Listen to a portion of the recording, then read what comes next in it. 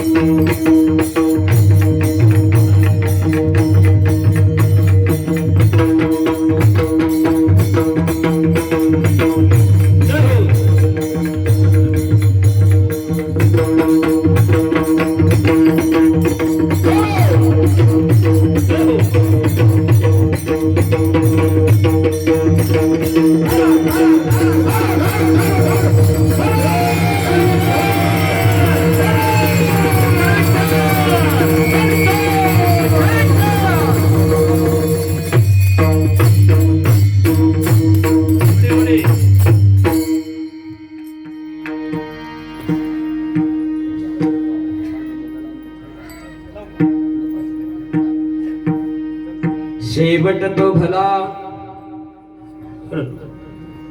शेवट तो भला माझा बहु गोड झाला आलो निजाच्या माहेरा भेटीर खुमाईच्या बरा परिहार झाला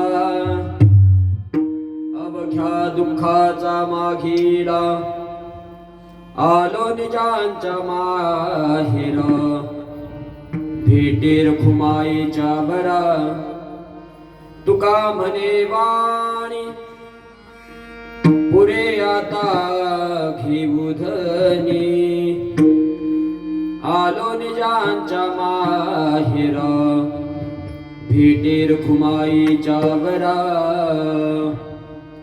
समचरण सरोजम सांद्रनीला बुधाबम जगननिहित पानिम मंडनं मंडनानां तरुण तुलसी माला कंधरं कंजनेत्रं सदैव धवलहासं श्रीविठ्ठलं चिन्तयामि करू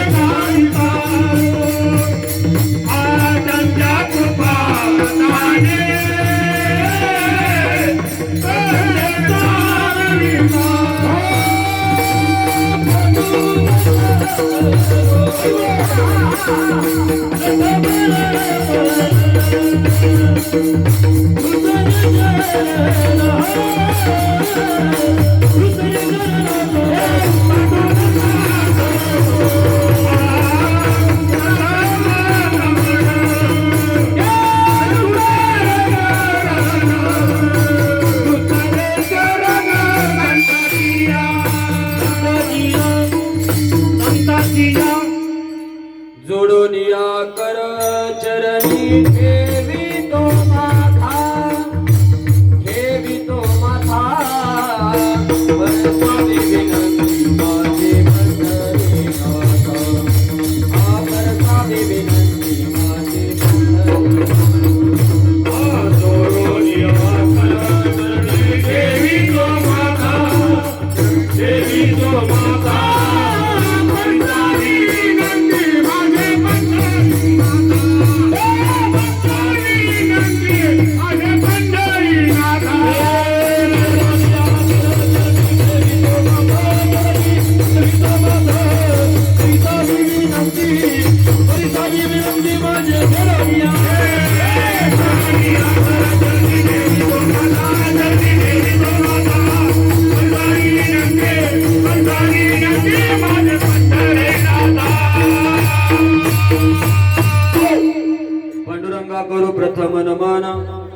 दुसरे चरण संतांची त्यांच्या कृपादाने कथेचा विस्तारू बाबाजी सद्गुरु दास तुकाज यांचे केले या स्मरण होय सकळ विद्यांचे अधिकरण तेची वंदो श्री चरण श्री गुरूंचे ते नमस्कार आता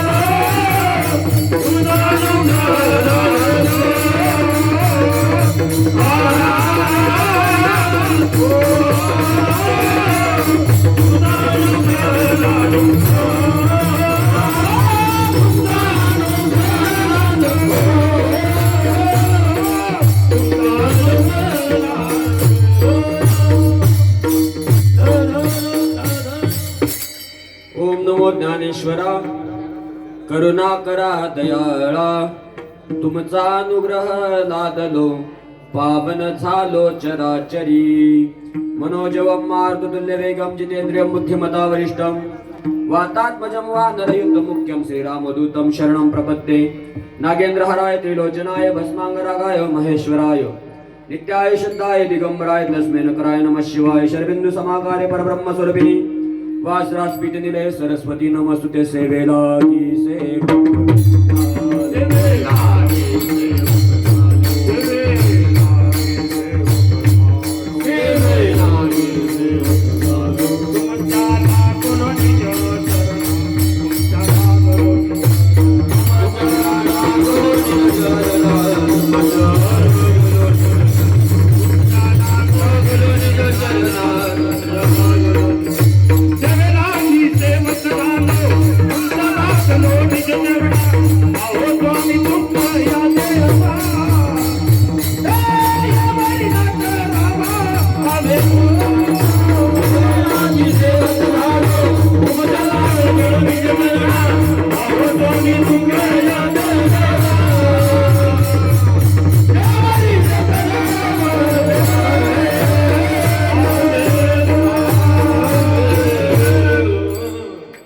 सेवेलागे सेवक झालो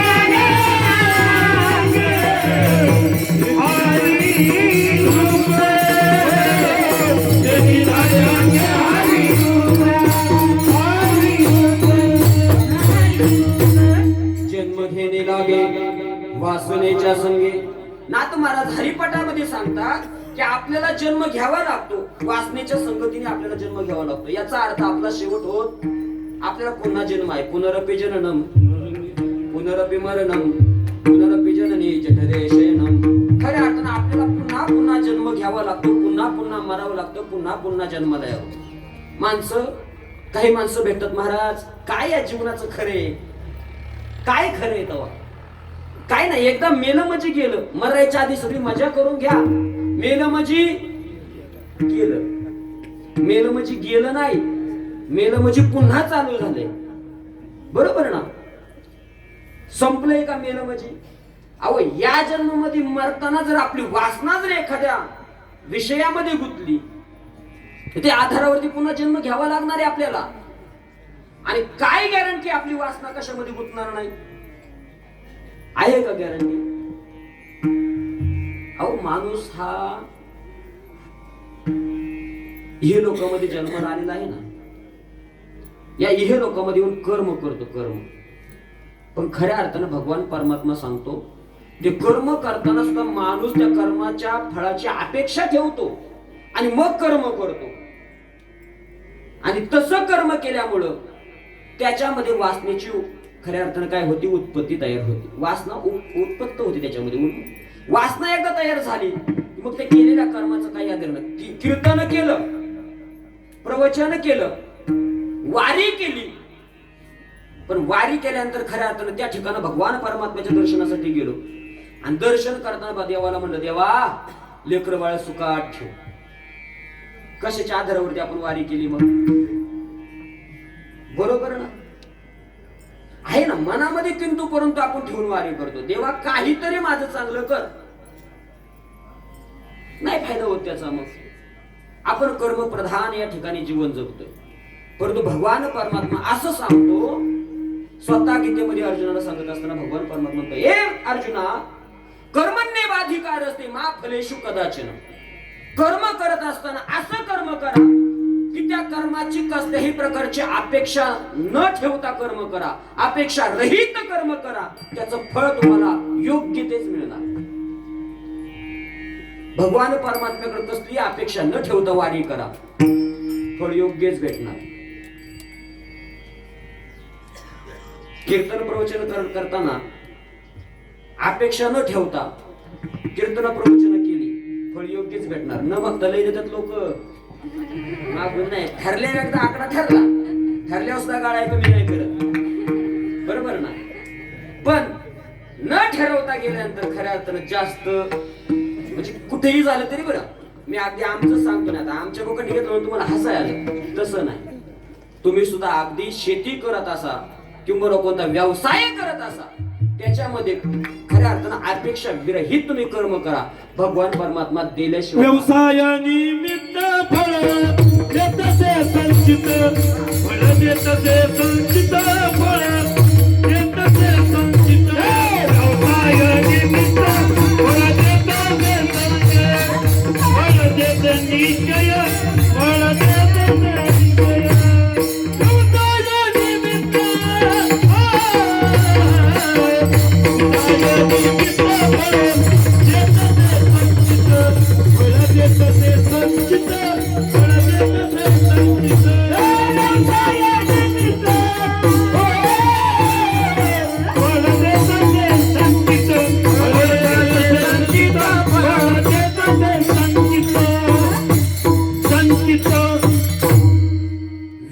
व्यवसाय निमित्त फळ देतसे संचित. व्यवसाय हे काय आहे? निमित्त आहे. परंतु आपल्याला फळ जे मिळतं ना, ते आपल्या संचितामध्ये लिहिलेलं असतं. फक्त आपण कर्म करत पर्यंत जावं लागतं. बरोबर ना? कर्म करत त्या ठिकाणापर्यंत आपण जावं लागतं. जे आपल्या कर्मामध्ये लिहिलेलं आहे, जे आपल्या संचितामध्ये लिहिलेलं आहे, ते आपल्याला भेटतं. कारण की कोणाला किती द्यायचंय आणि कोणाला किती कमी करायचंय हे आपल्या प्रारब्धावरती आधारित असतं. या ठिकाणी दररोज आपण जे खातो ना, हे सुद्धा आपल्या प्रारब्धांमध्ये लिहिलेलं असतं. आपण समाजामध्ये फिरत असतो ना, त्यावेळेस समाजामध्ये मान आपल्याला किती द्यायचा आहे किंबहुना किती आपली मानहानी करायची हे सुद्धा आपल्या कुठे लिहिलं असतं.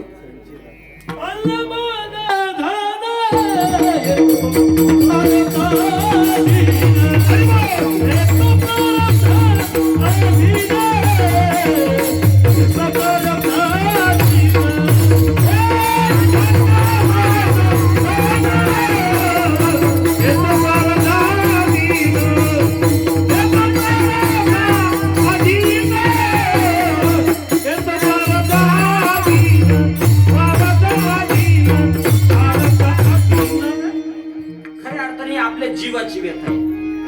आपल्याला अन्न मान धन हे किती द्यायचे हे आपल्या प्रारब्धावरती अवलंबून असतं. आपण कितीही काही बट्टीचे कपडे घालून फिरा, नाहीतर अगदी पार कोयत्यासारख्या कडक टोप्या घालून फिरा, जर आपल्याला समाजामध्ये मानच नाही द्यायचा हे भगवंताच्या मनामध्ये असेल तर आपल्याला काहीही केलं तरी मान मिळणार नाही. अगदी पार तुम्ही 10 तोड्याचे साखळ्या घालून हिंडा, कोणी विचारित नाही, पण एखादं गरीबडा असू द्या, अगदी पार पायात चप्पल नसू द्या, परंतु सुद्धा त्याच्या समोर सुद्धा लोक वागतात. कशाचा परिणाम?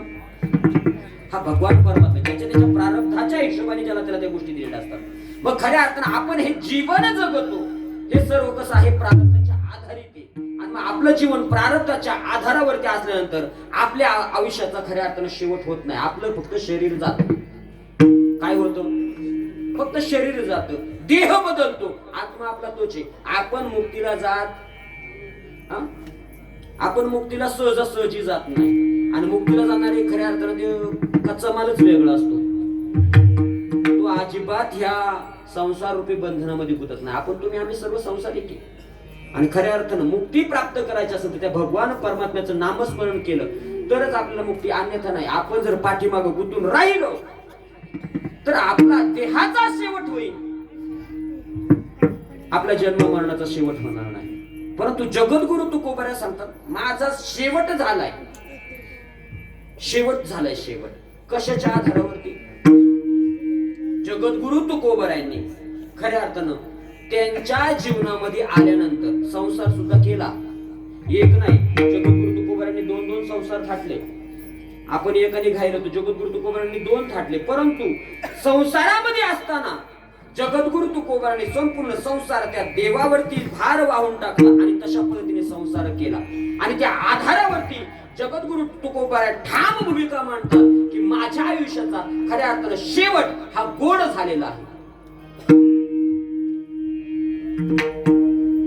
शेवट तुमचा आमचा गोड होईलच नाही होईल याची शाश्वती नाही.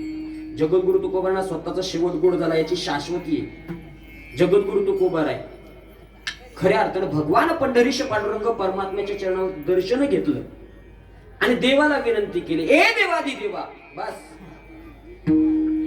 आता दिसू नये जना ऐसे करेगा नारायणा. खऱ्या अर्थानं आता बस, आता माझा खऱ्या अर्थानं मला आता इथं राहायचं नाही. मला ही लोकीची यात्रा संपवायची. मला भगवान परमात्मा तुझ्या चरणावरती लीन व्हायचंय, मला यायचंय. त्यावेळेस भगवान परमात्म्याने सांगितलं तुकोबरा या, ठीक आहे, काही हरकत नाही, येतो मी तुम्हाला घ्यायला. भगवान परमात्मा जगद्गुरु तुकोबरा यांना नेण्यासाठी बीजच्या दिवशी आला. बरोबर ना?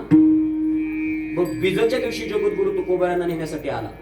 पहिलं आला हरी, शंख चक्र गदा करी. खऱ्या अर्थानं भगवान परमात्मा आलाय हे जगद्गुरु तुकोबरांना समजलं. जगद्गुरु तुकोबर आहे वैकुंठाला जाण्यासाठी निघालेले आहेत. आणि जाता जाता जगद्गुरु तुकोबरा जगाला सांगतात यायचंय का कोणाला, यायचंय का कोणाला. त्यावेळेस कोणीच तयार होईना, विश्वास नाही बसत. आता आम्ही जरी म्हणलं ना कधी कधी काही मित्रमंडळी असतात यायचंय का कीर्तनाला, जातो मीच कीर्तनाला. यायचंय का भजनाला, जातो मीच भजनाला. सहजासहजी लोक निघत नाही, इकडे टोचत ना लई जराशी, त्यामुळे लोक निघत नाही. तसं जगद्गुरु तुकोबरा प्रत्येकाला विचारत होते यायचंय का तुम्हाला. जगद्गुरु तुकोबरा यांनी स्वतःच्या पत्नीला सुद्धा विचारलं, आवडे तुला यायचंय का वैकुंठाला. हा, तुमचं कशाचं वैकुंठ, हेच रोज वैकुंठ. जाणार असतात भामचंद्रावरती नाही तर गोराड्यावरती नाही तर भंडाऱ्यावरती आणि मला म्हणे वैकुंठाला चला. नाही ऐकलं त्यांनी. जगद्गुरु तुकोबराय जाताना क्षणी खऱ्या अर्थानं जगद्गुरु तुकोबरांना भगवान परमात्मा नेण्यासाठी आलेला आहे. आणि भगवान परमात्मा नदीच्या पलीकडे उभं राहिलाय. जगद्गुरु तुकोबराय सर्वांना त्या ठिकाणी वैकुंठाला जाण्यासाठी विनंती करत, येण्यासाठी विनंती करत आहेत. सगळेजण कुणी नाही म्हणते, सगळे नाही म्हणतायत. जगद्गुरु तुकोबरांना सोडवण्यासाठी काही आले. ज्यावेळेस भगवान परमात्म्याच्या वाहनावरती जगद्गुरु तुकोबराय बसले, त्यावेळेस जगद्गुरु तुकोबराय सांगतात की आतापर्यंत केलेल्या आयुष्यामधील खऱ्या अर्थानं सर्वात गोड दिवस कोणता असेल तर आजचा असेल अभंगाचं पहिलं चरण.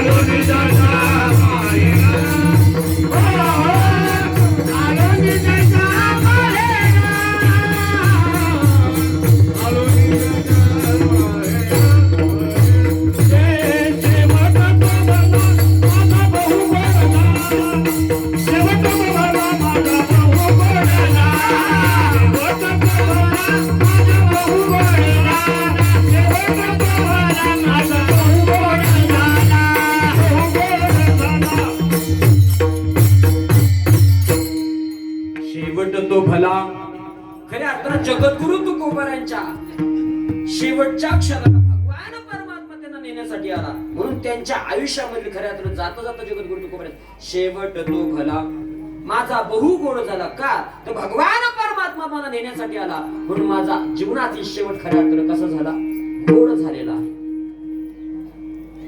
आलो निजांच्या माहेरा. त्या भगवान परमात्म्याच्या माहेराला आल्यानंतर खऱ्या अर्थानं तुमचं आमचं सर्वांचं माहेर कोणतंय बरं? साधू संतांचं माहेर कोणतंय? माझे माहेर पंढरी पंढरी.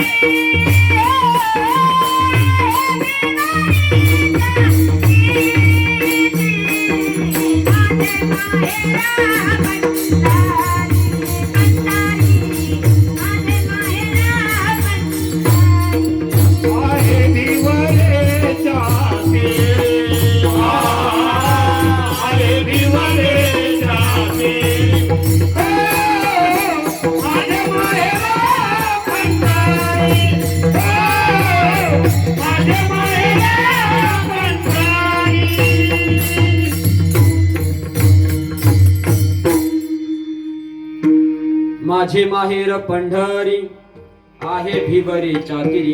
खऱ्या अर्थानं साधू संत सर्वजण सांगतात की आमचं माहेर कोणतं आहे? पंढरपूर आहे. आपलं माहेर कोणतं आहे? तुमचं माहेर कोणतं आहे? कोणाचं तामणवाडी असेल, कोणाचं कासुर्डी असेल,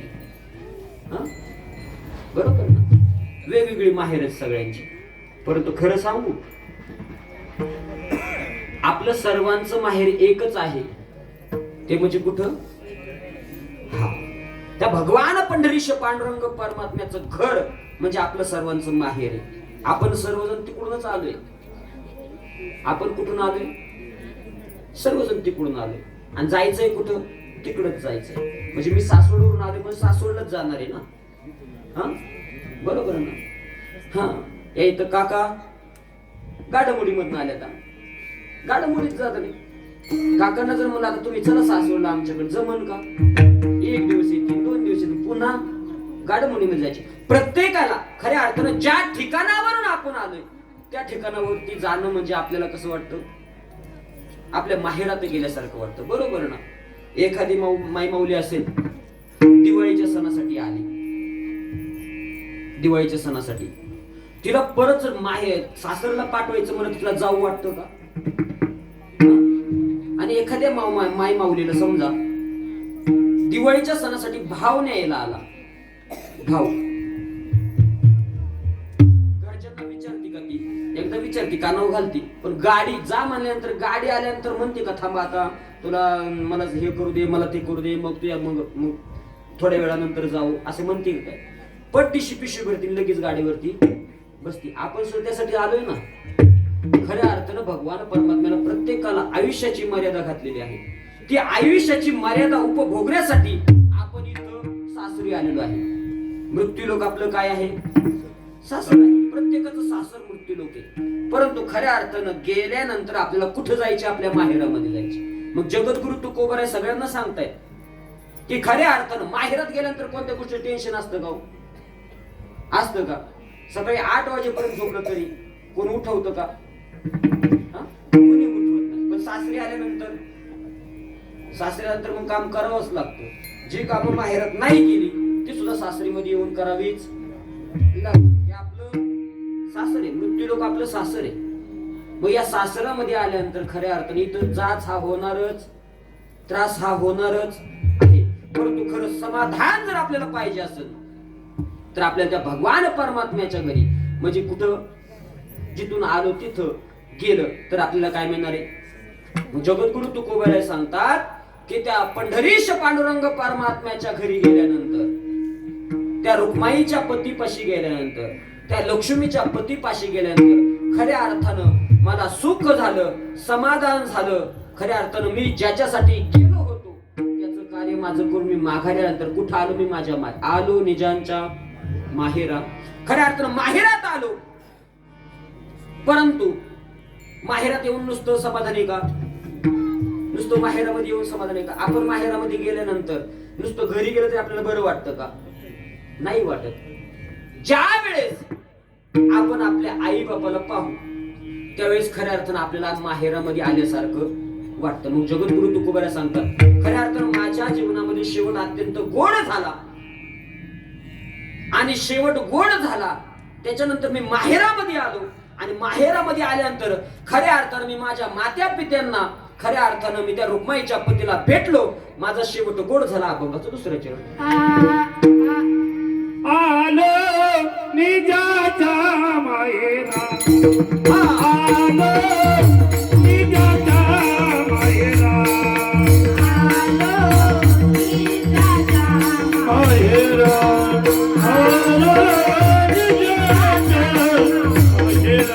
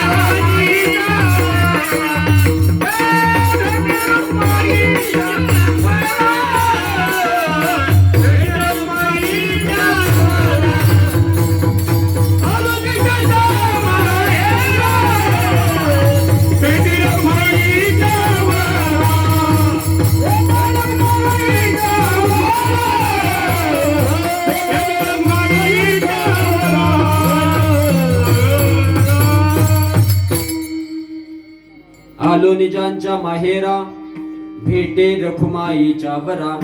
त्या रखुमाईच्या वराला भेटल्यानंतर खऱ्या अर्थानं मला सुख झालं, समाधान झालं. आणि आतापर्यंत जे जीवन जगलो, आतापर्यंत आयुष्यामध्ये जे काही दुःख झाले, खऱ्या अर्थानं त्या दुःखाची निवृत्ती आणि सुखाची प्राप्ती कधी झाली? भेटे रखुमाईच्या वरा. आतापर्यंत जे जीवन जगलो ना, जे जीवन जगत असताना जे कष्ट झालं, जे दुःख भोगलं, जगद्गुरु तुकोबारायांनी थोडं दुःख भोगलं नाही. जगद्गुरु तुकोबारा यांच्या घरी 64 लाखांची प्रॉपर्टी होती, ती दान केली आणि सगळ्या वह्या सगळ्या इंद्रायणीमध्ये बुडवल्या. आणि त्यानंतरच खऱ्या अर्थानं जे दारिद्र्य आलं, ते 18 विश्व दारिद्र्य. आता आपण त्या दारिद्र्यामध्ये जीवन जगू शकत नाही. जगद्गुरु तुकोबारायांच्या चुलीवरती शेवाळ उगवत होतं पावसाळ्यात. शेवाळ, चुलीवरती शेवाळ उगवतं, याचा अर्थ असा की ती चूल कधीच पेटत नव्हती. आई साहेब उंबर गोळा करून आणायचे. उंबर, ती उंबरा अशी आपण कणिक कशी मळतो तशी कणिक, त्या उंबराची कणिक मळायची आणि त्याची ती काय भाकरी टाकायची. त्या भाकरी खाल्लेल्या आहेत. त्याच्यासाठी कसलं जाळ लागत नव्हता, काही नव्हतं, काही नव्हतं. अशा अवस्थेमध्ये जीवन जगले जगद्गुरु तुकोबाराय. परंतु त्या भगवान परमात्म्याच्या चरणापाशी गेल्यानंतर जगद्गुरु तुकोबाराय सांगतात की आतापर्यंत जे दुःख भोगलं, त्या सर्व दुःखाचं खऱ्या अर्थानं काय झालं? दुःख समाप्त केलं गेलं, दुःखाची निवृत्ती झाली, परमानंद सुखाची प्राप्ती झाली. आणि आता पाठीमागच्या दुःखाचा कसलाही लवलेश माझ्या आयुष्यामध्ये शिल्लक राहिलेला नाही. परिहार झाला अवघ्या दुःखाचा मागीला. तुमच्यासाठी एक सांगू का? आपल्या सर्वांच्यासाठी सुद्धा, आपल्याला जर आपल्या जीवनातील दुःख संपवायचे असतील, काय म्हणतोय पहा बरं मी, आपल्याला जर आपल्या जीवनामधील खरी दुःख संपवायचे असतील तर आपण कुठे गेलं पाहिजे? पंढरपूरला गेलं पाहिजे. पंढरपूरला गेल्यानंतर खऱ्या अर्थानं त्या भगवान पंढरीश पांडुरंग परमात्म्याच्या दर्शनाच्या रांगेमध्ये आपण उभं राहिलं पाहिजे. आणि चांगली रांग 10-12 तास चालायला पाहिजे. किती? 10-12 तास. सहजासहजी आता तर दर्शन होतच नाही हो, लय वेळ थांबावं लागत. 10-12 तास रांगेला उभं राहायला पाहिजे. आणि मग गरुड खांबापाशी आपण जायला पाहिजे. गरुड खांबापाशी गेल्यानंतर खऱ्या अर्थानं आपल्याला मुखदर्शन होतं भगवान परमात्म्याचं. पुन्हा वळून थोडस पुढे जावं लागतं. भगवान परमात्म्याचं दर्शन झाल्याबरोबर आपण 12 तास थांबलेलं, 200 किलोमीटर लांबून गेलेलं सर्व दुःख काय होतं? क्षणात झाली या दर्शन एक वेळा.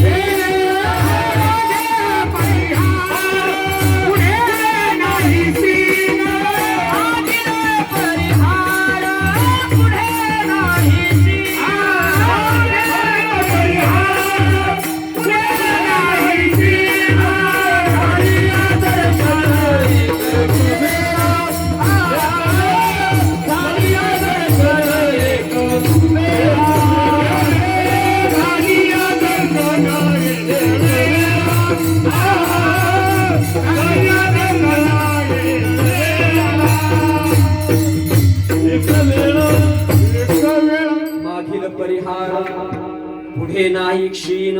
खऱ्या अर्थानं आतापर्यंत पाठीमाग आपण दुःख भोगलं, बरोबर ना? बारीला उभं राहायचं म्हणजे दुःखच ना, पायाला बरं वाटतं. 200 किलोमीटर गाडीवरती जायचं, केपाट मोकळं होतं. 12 तास बारीमध्ये उभं राहायचं, त्याच्यामध्ये धक्काबुक्क्या खायच्या आणि मग तिथं भगवान परमात्म्याचं दर्शन झालं. मला सांगा, आता पाठीमागचं दुःख राहतं का? नाही राहत ना. कधी राहत नाही दुःख? दर्शन झालं तोपर्यंत एकमेकाच्या पायावरती पाय देतात. अशी तुझं दुखते थोडस मी दाबून देतो, माझं दुखते थोडस तू दाबून दे, बरोबर ना? मग अशा अवस्थेमध्ये खऱ्या अर्थानं किती जरी दुःख झालं तर त्या भगवान परमात्म्याचं दर्शन झाल्यानंतर आपल्याला परम सुखाची प्राप्ती होती. त्याच खऱ्या अर्थानं प्रत्येक जगद्गुरु तुकोबाराय सांगतात की आतापर्यंत माझ्या आयुष्यामध्ये अनेक दुःख भोगली मी, परंतु त्या दुःखाचा खऱ्या अर्थानं पाठीमागचा परिहार झाला. अवघ्या दुःखाचा मागेला कशामुळं? तो भगवान परमात्मा प्राप्त झाला. आलो निजांच्या माहेरा भेटे रखुमाईच्या वरा. त्या रखुमाईच्या वराला भेटल्यानंतर माझ्या जीवनामधील दुःख नाहीसं झालं. माझ्या जीवनामधील संपूर्ण परिहार मागचा सगळा संपूर्ण गेला.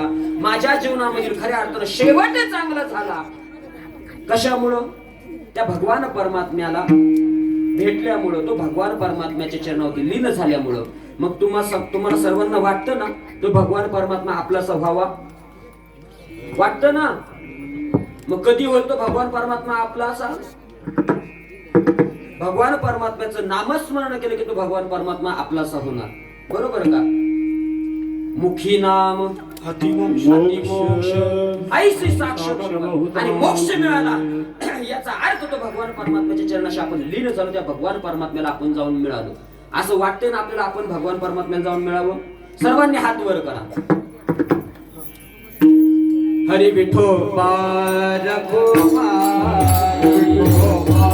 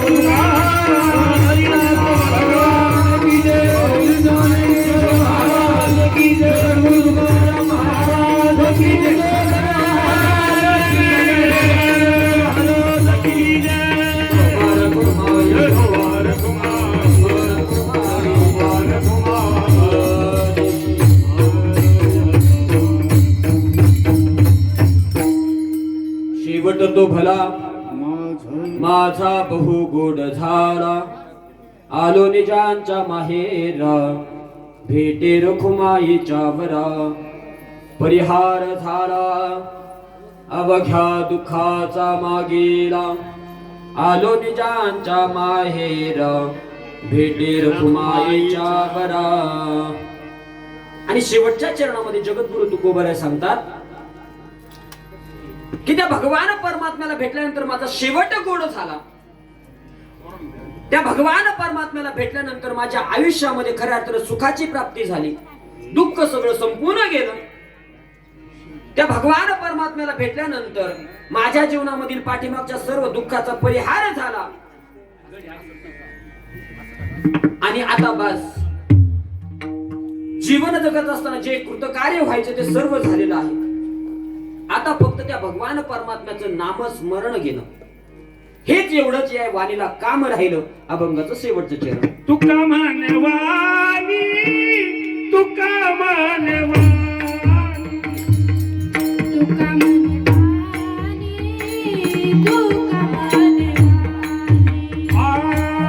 तुका मनवानी. तुका मानवानी, तुका मानवानी, तुका मानवानी, तुका मानवानी. तुका मनवानी, तुका मनवानी, तुका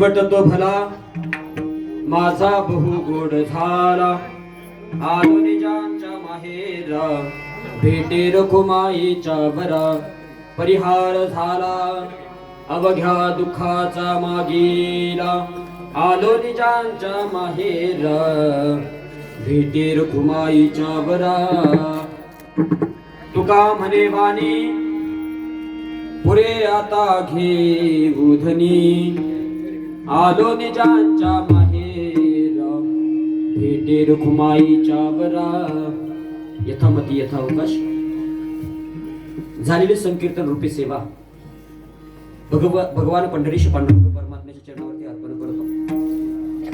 त्याचबरोबर 1 वर्षभरापूर्वी या कुटुंबामधून गेलेले कैलासवासी ज्ञानदेव जानू ताम्हाणे या बाबांच्या चरणावरती अर्पण करतो. माझ्या आईवडिलांच्या चरणावरती या ठिकाणी कीर्तन सेवा अर्पण करतो. खऱ्या अर्थानं आज या ताम्हाणे परिवारानं आपल्या वडिलांच्या ऋणांमधून उतराई व्हावं हा उद्देश डोळ्यासमोर ठेवून खऱ्या अर्थानं आजचा हा प्रथम पुण्यस्मरण सोहळा या ठिकाणी आयोजित केलेला आहे. जीवन जगत असताना माणसाच्या आयुष्यामध्ये 16 प्रकारचे सोहळे येतात. मग अगदी सोहळे म्हणजे संस्कार कर.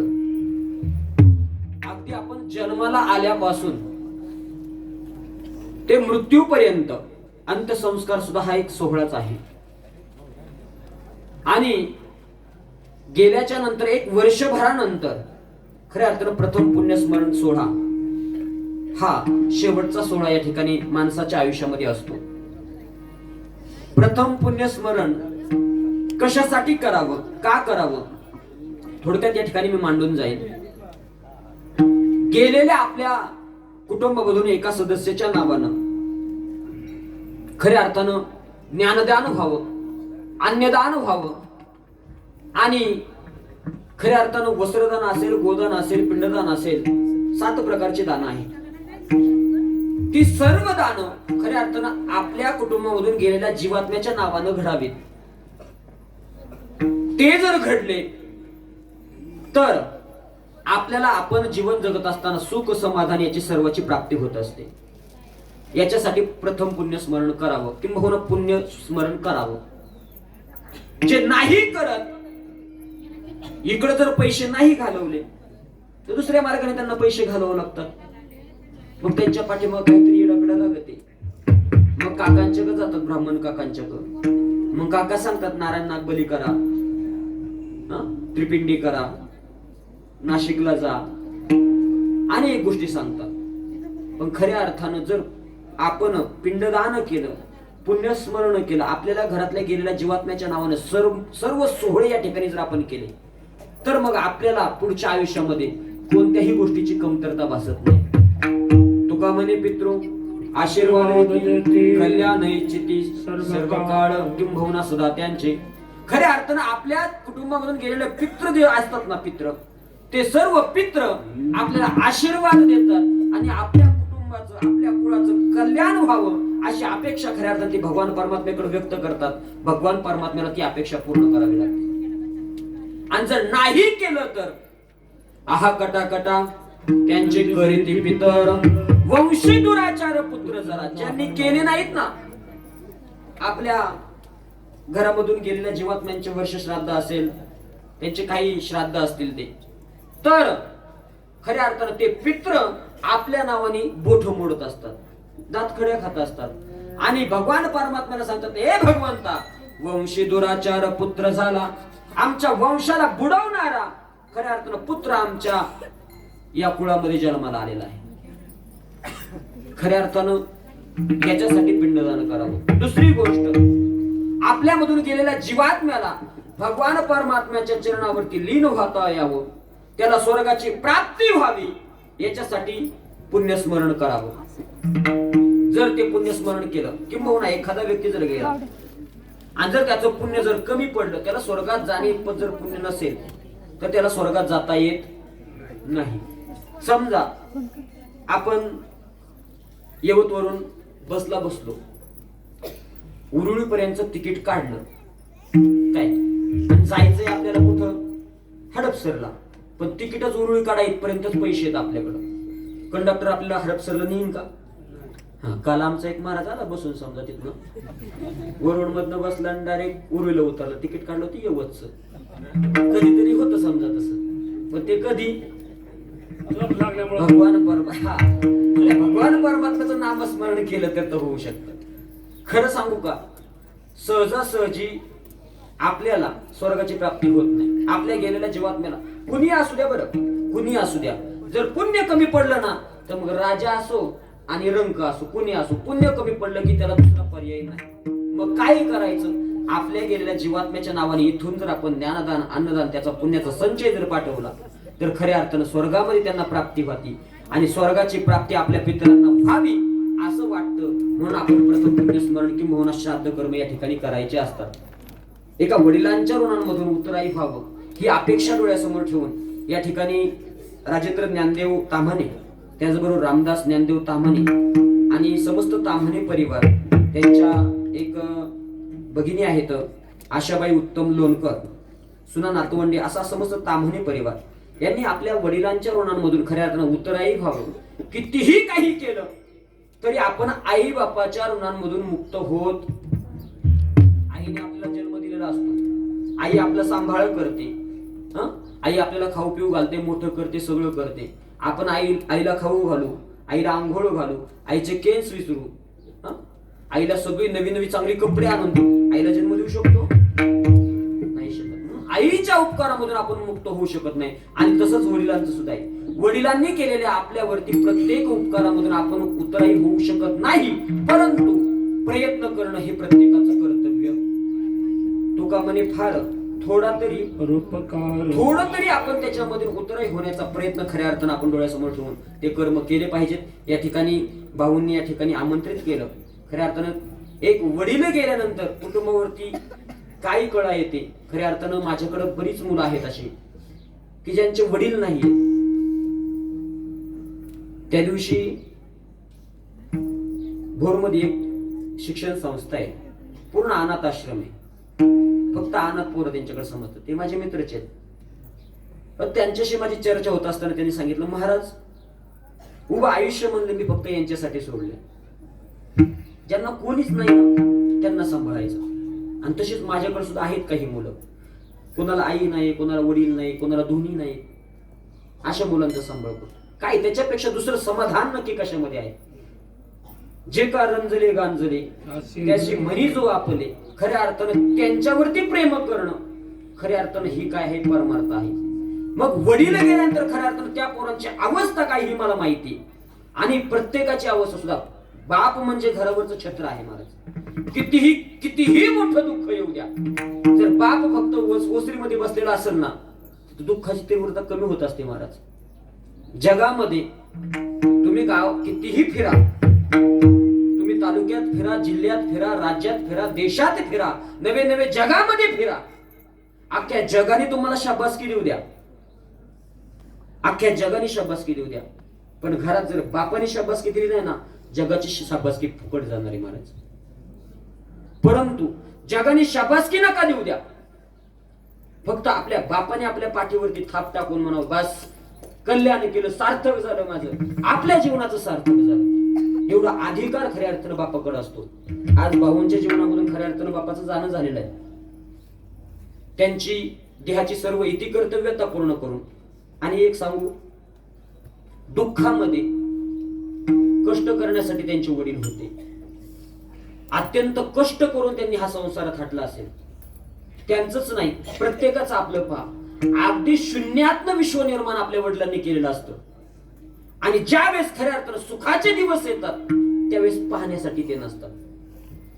तुमचं आमचं नाही, साक्षात भगवान परमात्म्याशी सुद्धा असंच घडलंय.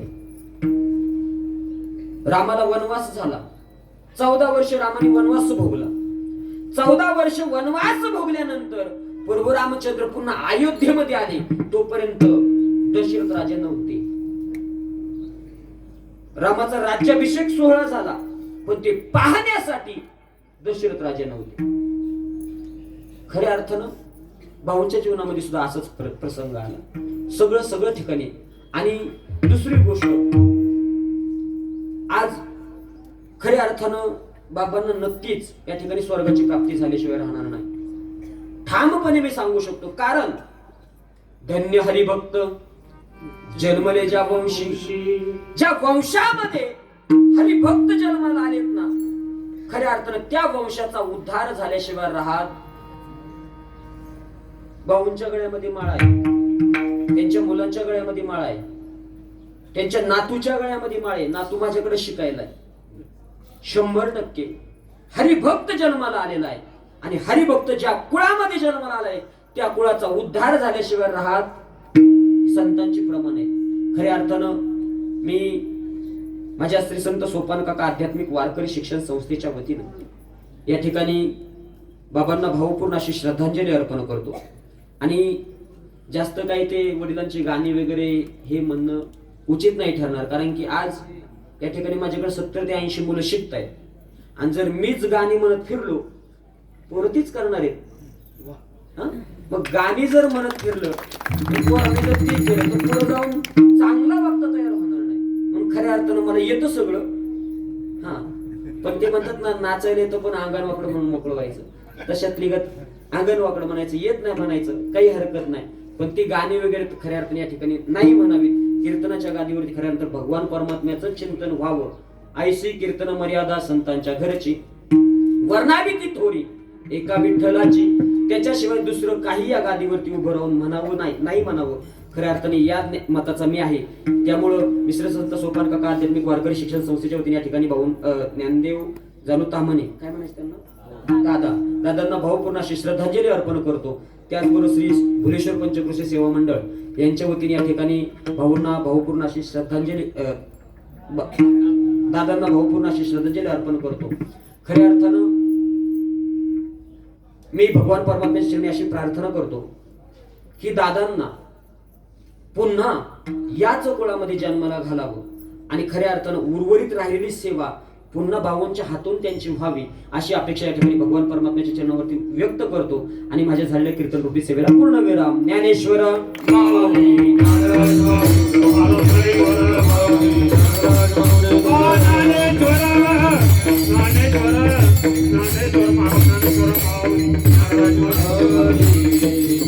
तुकाराम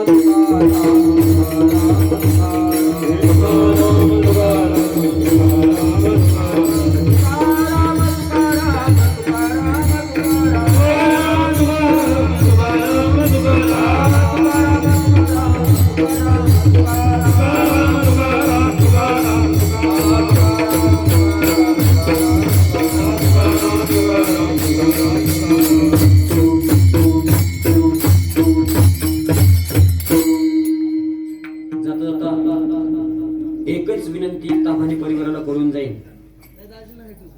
खऱ्या अर्थानं दादांचं जीवन जगत असताना ज्यांनी दादांच्या खांद्याला खांदा लावून खऱ्या अर्थानं सुखामध्ये असेल दुःखामध्ये असेल ज्या सहभागी झाल्या त्या भाऊंच्या आई श्रीमती चंद्रभागा ज्ञानदेव ताम्हाणे, जर दादांना श्रद्धांजली जर अर्पण तुम्हाला करायची असेल, हा सोहळा तर तुम्ही केला, त्यांच्या ऋणांमधून उतराई होण्यासाठी केला. आणि पाहिलं मी दरवेळेस येतो, मी घरी पाहतो, खऱ्या अर्थानं तुम्ही तुमच्या कार्यामध्ये तत्पर आहातच. परंतु ज्यांनी दादांच्या सुख दुःखामध्ये खांद्याला खांदा लावून ज्यांनी सहभाग घेतला त्यांना शेवटपर्यंत अंतर देऊ नका. त्यांना शेवटपर्यंत अगदी लहान मुलाप्रमाणे तळहाताच्या फोडाप्रमाणे त्यांना सांभाळ करा. हीच खऱ्या अर्थाने दादांना भावपूर्ण अशी श्रद्धांजली ठरेल. आणि ही मी अपेक्षा तुमच्याकडून व्यक्त करतो. तुम्ही करताल, 100% करताल. खऱ्या अर्थानं अशी अपेक्षा व्यक्त करतो. या ठिकाणी कीर्तनरूपी सेवा सादर करत असताना ज्यांनी गोड गायनाची साथ केली ते हरिभक्त पर्यंत माझे परमार्थी स्नेही परममित्र आदरणीय एक अष्टपैलू व्यक्तिमत्व आपल्या दौंड तालुक्याचा भूषण दिनेशजी महाराज केदारी महाराजांच्या चरणावरती या ठिकाणी नतमस्तक होतो. त्याचबरोबर आमचे पारमार्थिक मार्गदर्शक या ठिकाणी परमश्रद्धेय आदरणीय हरिभक्तपरायण शरदजी महाराज जगताप अण्णांच्या चरणावरती या ठिकाणी नतमस्तक होतो. त्याचबरोबर या ठिकाणी परममित्र माझे हरिभक्तपरायण गणेशजी महाराज लोखंडे यांच्या चरणावरती नतमस्तक होतो. त्याचबरोबर खऱ्या अर्थानं ज्यांचं सतत मला मार्गदर्शन असतं असे हरिभक्तपरायण गणेशजी महाराज आखाडे महाराजांच्या चरणावरती या ठिकाणी नतमस्तक होतो. त्याचबरोबर या ठिकाणी आपल्या बोरियांदी गावचं भूषण आणि माजी सरपंच या ठिकाणी सचिनजी गायकवाड महाराजांच्या चरणावरती या ठिकाणी नतमस्तक होतो. त्याचबरोबर या ठिकाणी वंदनाताई असतील, भक्तिताई असतील, त्यांच्या चरणावरती या ठिकाणी नतमस्तक होते. ज्यांनी गोड अशी मृदुंगाची साथ केली ते हरिभक्तपरायण नाना महाराज बहिरट. त्याचबरोबर आपल्याच भरतगावचं भूषण आणि आपल्या तामणे परिवारामधील एक सदस्य हरिभक्तपरायण या ठिकाणी श्लोकजी महाराज तामणे गोड अशी मृदुंगाची साथ केली, त्यांचे या ठिकाणी आभार मानतो. त्याचबरोबर हरिभक्तपरायण आपल्याच तामणे परिवारामधील या ठिकाणी एक सदस्य हरिभक्तपरायण ज्यांनी हार्मोनियम वाजवली असे तामणे महाराज त्यांच्या चरणावरती या ठिकाणी नतमस्तक होतो. श्री संत सोपान काका आध्यात्मिक वारकरी शिक्षण संस्थेमधील सर्व विद्यार्थी यांचे या ठिकाणी आभार मानतो. 2 तास हे लेकर उभे राहिलेले आहेत. त्याचबरोबर डाळिंबवरून आलेले असतील भजनी मंडळ, बोरियांदीचं भजनी मंडळ असतील, त्याचबरोबर खामगावचं भजनी. आणि माझा अंदाज बऱ्यापैकी आता पाठीमागं नजर फिरली भुलेश्वर पंचक्रोशी सेवा मंडळामधील बहुतांश याच्यातली किमान 50 ते 60% लोक भुलेश्वर पंचक्रोशी सेवा मंडळ या दिंडीमधील आहेत आणि जवळपास 40 गावची ही दिंडी. सर्वांचे या ठिकाणी आभार मानतो. या ठिकाणी 2 तास ज्यांनी या ठिकाणी विना घेतला ते माझे वडील परमश्रद्धेय आदरणीय हरिभक्तपरायण दशरथ बाप्पू वाघले. बाप्पूंच्या चरणावरती नतमस्तक होतो. खऱ्या अर्थानं वडील आपल्या मुलाचं खऱ्या अर्थानं आरसा असतात आणि मुलानं वडिलांच्याकडे पाहून खऱ्या अर्थानं जीवन जगावं. अनेक वर्ष झाले या ठिकाणी भुलेश्वर पंचक्रोशी सेवा मंडळामध्ये विनेकरी म्हणून या ठिकाणी कार्यरत आहेत. आज सुद्धा आपल्या दिंडीतील सदस्यांचं या ठिकाणी घरचा कार्यक्रम आहे म्हणून या ठिकाणी बाप्पू या ठिकाणी दूरवरून आलेले आहेत आणि त्यांना घेऊन या ठिकाणी आमचे आबा आलेले आहेत. आबांचे या ठिकाणी आभार मानतो कारण की बाप्पूंना गाडी काही चालवत नाही. बरेच लोक मला सांगतात कार्यक्रमाला गेले बाप्पू नाही आले, बाप्पूंना गाडी नाही चालवत आहेत आणि आबा त्यांच्या सोबत असतील तर ज्यावेळेस आबांना सवड असेल त्यावेळेस आबा त्यांना घेऊन येत असतात. खऱ्या अर्थानं मी बाप्पूंचे या ठिकाणी आभार मानतो. त्यांच्यामुळं खऱ्या अर्थानं आज या ठिकाणी मी उभा आहे. बाप करी जोडी लेकुराची ओढी आपली पुरवंडी वाळून या. त्या काळामध्ये त्यांनी अत्यंत दुःख भोगून खऱ्या अर्थानं मला शिक्षणासाठी आळंदीला पाठवलं आणि त्याचं फळ आज खऱ्या अर्थानं मी या ठिकाणी भगवान परमात्म्याची सेवा करण्यासाठी उभा आहे. एक सांगू वडील काय असतात याच्यापेक्षा जास्त मी बोलणार नाही, पण वडील हे असतात जर आपल्या मुलाला एखाद्या गोष्टीपासून सुख मिळत असेल तर त्या सुखाची तयारी करण्यासाठी वडील कोणत्याही हद्दीपर्यंत जातात, कोणतेही कष्ट उपसायला तयार होतात, ते वडील असतात. खऱ्या अर्थानं त्यांच्या चरणावरती या ठिकाणी नतमस्तक होतो. ज्यांनी माझा आवाज तुमच्यापर्यंत पोहोचवला. या ठिकाणी आपल्या पुरंदर, दौंड, बारामती, शिरूर या 4ही तालुक्यामध्ये सर्वात टॉपची सिस्टीम जर म्हटली तर खेनत बंधू या ठिकाणी असतात. त्यांचे या ठिकाणी आभार मानतो. सुंदर अशी साऊंड सिस्टीम या ठिकाणी त्यांनी लावलेली आहे, त्यांचे आभार मानतो आणि समस्त बसलेल्या सर्वांचंच या ठिकाणी आभार मानून या ठिकाणी मी माझ्या कीर्तन रूपी सेवेला पूर्ण विराम देतो. या ताम्हाणे परिवारामधील जवळजवळ 5 ते 6 विद्यार्थी माझ्याकडे आहेत शिकण्यासाठी आणि आजकाल मुलांच्यासाठी संपत्ती कमवून ठेवणारे बरीच लोक असतात. थोडस वाढवतो 2 मिनिटं जरा काय, हे पण गरजेचं आहे ना. संस्काराची खऱ्या अर्थाने जास्त गरज आहे, परंतु लोक काय करतात फक्त संपत्ती कमवण्याच्या पाठीमागे जातात आणि त्या संपत्तीच्या नादापायी, संपत्ती कमवण्याच्या नादापायी खऱ्या अर्थानं मुलांच्यावरती संस्कार द्यायचं विसरून जातात आणि परिणाम त्याचा असा होतो त्यांनी कमवलेली संपूर्ण संपत्ती उडवण्यासाठी मोकळा तयार होतो. बरोबर, मोकळ्यात उडून टाकतो तो. एक जरी पिढी बिघडली ना, एक पिढी आपल्या आजापंजांनी अगदी गुडघ्यावर फुटस तोपर्यंत नांगर हाकलेले आहेत 6-6 बैलांचे, बरोबर. परंतु आज त्याची किंमत आपल्याला आहे का? आयतं मिळालं ना. मग खऱ्या अर्थानं आपल्या मुलांना आयती संपत्ती कमवून ठेवू नका. त्यांना संपत्ती कमवण्या योग्य बनवा, त्या लायकीचं बनवा. आणि खऱ्या अर्थानं ते संस्कार त्यांच्यावरती द्या. दुसरे संस्कार कोणतेही नाही दिले तरी चालतील. संस्कार ह्या जगामध्ये होत राहतात. जगाचं पाहून संस्कार होतात. त्यामुळे फक्त संगतीमध्ये चांगले टाका. आणि संगत चांगली कुठं असेल तर फक्त वारकरी संप्रदायामध्ये होते. या ठिकाणी मी समस्त ताम्हाणी परिवाराच्या ठिकाणी आभार मानतो आणि या ठिकाणी माझ्या कीर्तनरूपी सेवेला पूर्ण विराम देतो. जय विठ्ठल जय हरी विठ्ठल जय विठ्ठल जय हरी विठ्ठल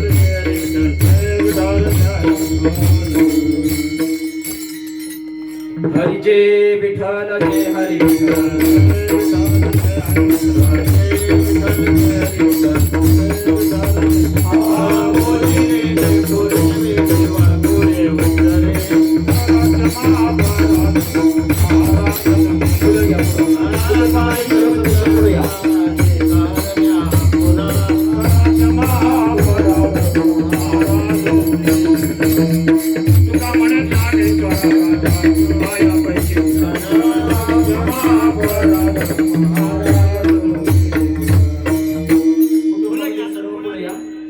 हातामध्ये फुलं घ्या. अभंग झाल्यानंतर या ठिकाणी पुष्पवृष्टी होईल. कुटुंबामध्ये सर्व सदस्यांनी हातामध्ये फुलं घ्यायची. आम्ही जातो तुम्ही कृपा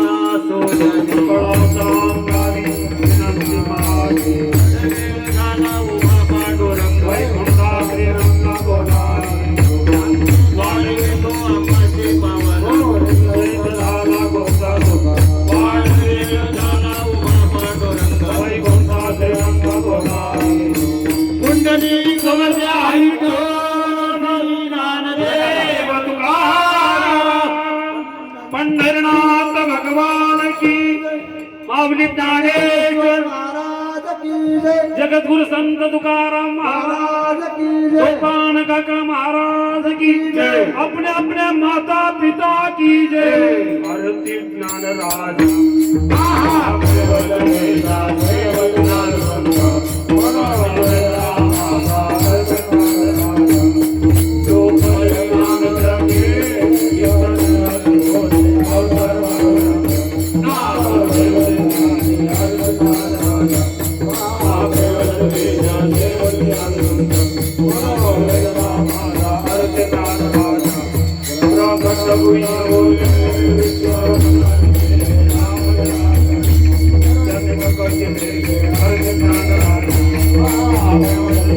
जय